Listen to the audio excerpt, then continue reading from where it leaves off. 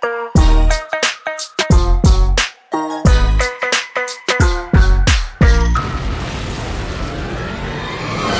everybody, I'm going to take just a few minutes today and I'm going to take some videos that I've shot and I'm going to teach you how to use Lumetri Color to edit them, to color grade them, to color correct them. And a lot of people like to use LUTs. I want to just say there's nothing necessarily wrong with LUTs, but almost every single video clip that you're going to use is going to need a little bit of adjustment for its specific framing, its specific lighting. And so what you need is you got to kind of customize your color grading to that specific clip. And that's important to remember because LUTs is not always going to do it for you. LUTs is good as kind of like a back end thing, but sometimes, especially when you're shooting with something called log footage, you have to do a lot of the work yourself. Right now inside of Premiere Pro, there is a effect called Lumetri Color, and it's a color grading effect that you can use for your footage when you're editing. And it's super powerful. It's really awesome to use, and today I'm going to show you how to use the functions inside Lumetri Color to get what you need on a basic level and even on a more complex level. So the first thing you want to do when you're inside of Premiere is, this is the Learning tab. You have these different tabs open here. You can go to Color. This is a really easy way that Premiere has made it simple for people to go back and forth between different functions they need. So you could go to your, effects and type in Lumetri Color, and you can grab it there and drop it on your footage and do it inside of your effects controls. Or you can just go right up here to the top, hit Color, and it brings up all of the functions that are in Lumetri Color right here. And as you can see, if you close all the windows, there are 6 different options inside of Lumetri Color. The first one is basic correction. This is something similar if you use Lightroom that you might see in there. There are just sliders. You can type in your actual, amounts that you'd like to go left or right on exposure, contrast, highlight, shadows, whites, and blacks, as well as saturation down here at the bottom. And then this is also your color temperature. This is to get it close to what you need as far as color to get the white balance set for your footage. The second is creative. This is where people add a lot of LUTs. All of these are LUTs that come inside of Premiere that you can apply to your footage, and you also have some adjustments down here with your LUT, or even if you're not using a LUT, you could use these adjustments for your video. And this is like vibrant, saturation, sharpness, even film fade. And sometimes film fade can actually give you a fake log footage. It essentially takes your waveform, your signal, and how much distance your highlights and darks are from each other, and it crushes them for the ability to bring out a little bit better from your footage. And then also you have curves. I most of the time stay right up here. I use a few of these sometimes, but only if I'm trying to emphasize a color in the frame. And then you have the color wheel match. I mentioned log footage. If you're using log footage, this is a powerful tool that not many people use. This is color, wheel, and match, and basically this is shadows, midtones, and highlights. You don't even have to use all of these, color wheels. All you have to do is use these sliders, and it helps a lot when you're editing log footage because this expands your waveform. And then this is something I use all the time. It's called HSL secondary. It's basically you can isolate a color, change the color, bring up the saturation in that specific color, or whatever you'd like to use it for creatively. The last one is vignette, and I like to do this as a little touch on my footage just because it's kind of a nice look, and a lot of people use it today, and it's just pleasing to look at. It brings the focus into the center. So now that we have that, we're going to start up at basic correction. And what I like to do, I've edited these specific pieces many times, and so what I like to do is I like to automatically, because it's pretty dark, bring up the brightness of the exposure. And I usually bring it to, if you're on the waveform, again, this is, if you click this little tool here and you go down to wave type, I use YC no chroma to get this little green monitor here, and I also don't check the clamp signal. The reason why is because I want to know when my footage is over 100% here and below 0% here. If you're not aware of this, when you are editing and you're color grading and color correcting, your highlights are at the top and your darks and blacks are at the bottom.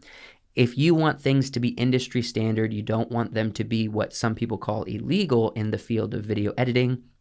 You don't want your signal to go higher than 100 or lower than 0. So you're going to keep all of your colors and exposure in between those two marks. And that's what I like to use this tool for as my monitor.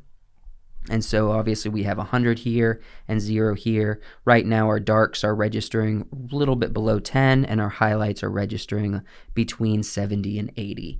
And so what I do is I like to bring the exposure up somewhere around there, and then I bring the contrast up a little bit. Now, I mentioned this tool before. This is where I like to go down to color, wheel, and match. And I like to take those shadows and I like to drop them down. If you look at the waveform monitor here, I like to bring them down and just kind of kiss that 0%. And then I bring my midtones up, and these will bring the zeros up as well, but it helps expand your image a little bit there. Now, if I look at my image, this looks like the blacks are a little bit too crushed, so I'm actually going to back off a little bit while monitoring my image itself and get it to where I like it. If the highlights are a little bit too blown out, like if my contrast was way up here and our faces are really dark, yet the wall seems to be a little bit more highlighted there, you can also bring the highlights down and you just kind of mess with it according to what your image needs. I also shoot this in more of a flat style. And so I like to bring the saturation up a good amount, and I might back off of it later, but this helps me see the colors in the image. It's very green, and we don't want that to look too green. Green is oftentimes, associated with sickness, or something ill or something bad that's happening. So I don't like to use green too much. I like to pull a lot of greens out of my image, yet I don't want our skins to be so purple and red looking. So I find a good balance between the greens and the purples. And so I'm gonna go ahead and just move this slider over to the blues a good ways. I'm gonna move this up to the purples a little bit. And already we are getting a nice color out of this image that takes the greens out a good bit. If you also want to do something with curves, you could even take your blues and reds and bump those up from the center there if you like. Another helpful tip I'm going to use to just explain something really quick is if I boost the exposure all the way up, our highlights are basically touching 100%, and obviously we wouldn't use this image, but if you had an image where your highlights are up that high, you could actually use a cool feature in curves. If you go to this little white button, I usually leave little ticks going all the way up this line. I like to try to keep this line as straight as possible, but it'll make an S curve if you're not careful, and if that's not what you want, then you want to leave those ticks so you don't get warping in your exposure curve. And so I like to grab the very tip of this exposure curve and just bring it down, and if you notice, you see on the waveform that it's pulling down away from 100%.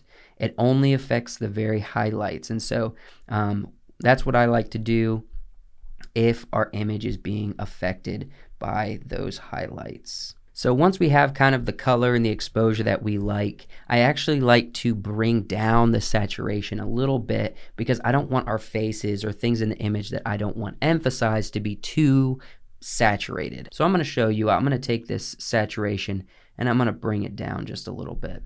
Everything's a little bit more dull there. Our skin tones, the back wall, everything is a little bit more unsaturated, which is what I'm going for, and I'll show you why in a minute. Again, with creative, you can do vibrance instead of saturation if you like. A lot of people use vibrance more when there is a person in the image and not like a product.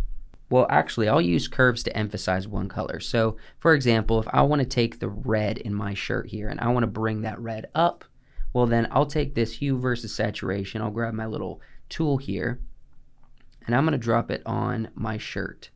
And what that did is that gave me the rough point in the image where that red is in the image on the color scale. And so what I'm going to do is I'm going to bring that up and I'm going to just emphasize it by bringing it vertical a little bit there. And that just emphasized the color red in my shirt a little bit more. You can also do the same by bringing it down. So let me turn it on and off. You see how there's a big difference in how saturated and vibrant my color is between doing that and not doing that. Now I'm going to go down to one of my favorite tools, which is HSL secondary, and I'm going to make the sweater that my friend here, Wyatt, is wearing. I'm going to make it a little bit more blue, and I'm going to bring up the saturation on his sweater as well. So I'm going to use my little eyedropper here. I'm going to find a good place that I think has good exposure for his sweater. I'm going to do it right here on his arm. Let's see if that gives us what we want. And as you see, it gave us 3 points where you can adjust for your blues. So I'm going to take this little guy, I'm going to expand it. When I do, you will see that the image shows me, it starts to make this black and white thing. It shows me where that color is registering, and as you expand it, you'll see more of it showing up. This is essentially giving you a boundary of saying like, hey, this is how much of the color that you've selected is emphasized in this image. And so I'm going to bring it up until I see a good amount of his sweater. Once we have a good amount of the sweater in place, I'm just going to try to bring up the saturation and maybe emphasize the blues a little bit more in his sweater. So right down here, this is only going to affect the color that we selected on that little sliding scale. So I'm going to bring up the saturation, and I'm going to bring it over to the blues a little bit to emphasize that blue just a little bit more. And let's see how much that affected our image. So if I go up here and I toggle on and off HSL secondary, you'll see it gave it a little bump.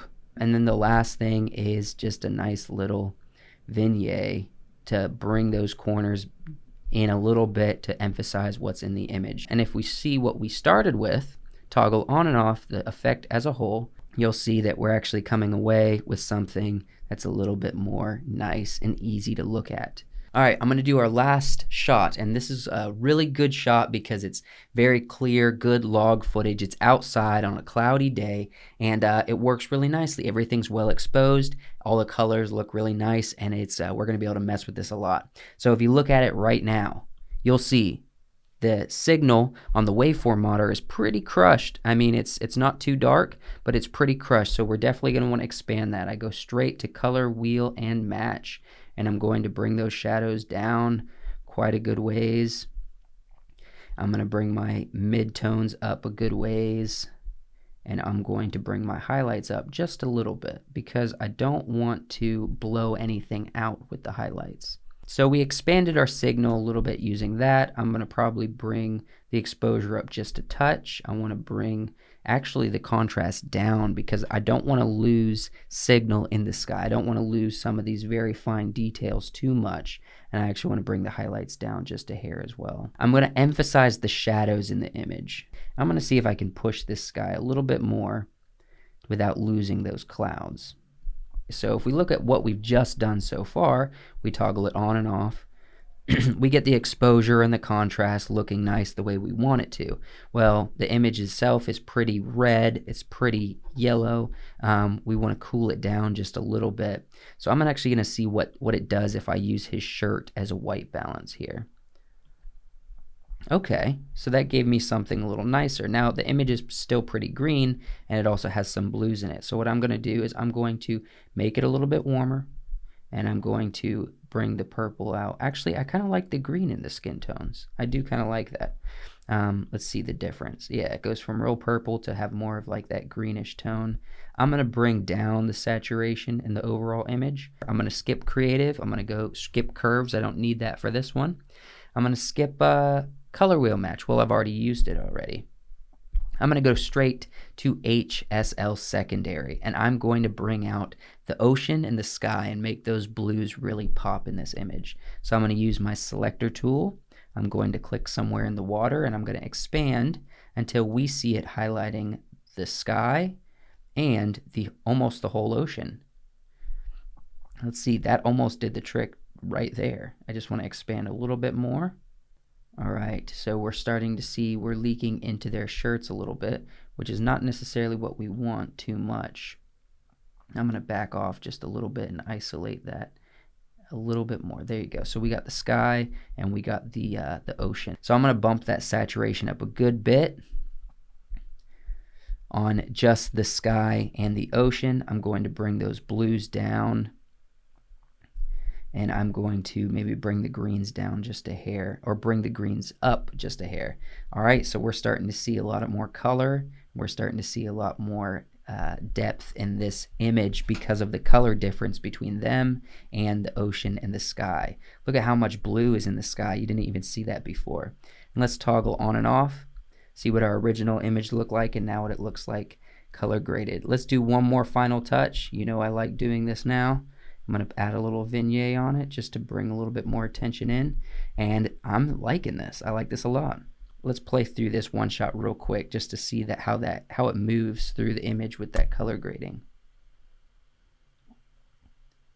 So I hope you enjoyed that. I hope it was helpful. Thank you so much for watching this. Leave a comment. Let me know if it was helpful. Like the video if you found value out of this content, and subscribe. We do podcasts, me, my brother, and my friend. We do podcasts every week. We also want to post more creator videos that gives tips for filmmakers, for storytellers, more entertainment content on this channel. So thank you so much for watching. If you got value, hit like, comment, and subscribe, and we'll see you in the very next video.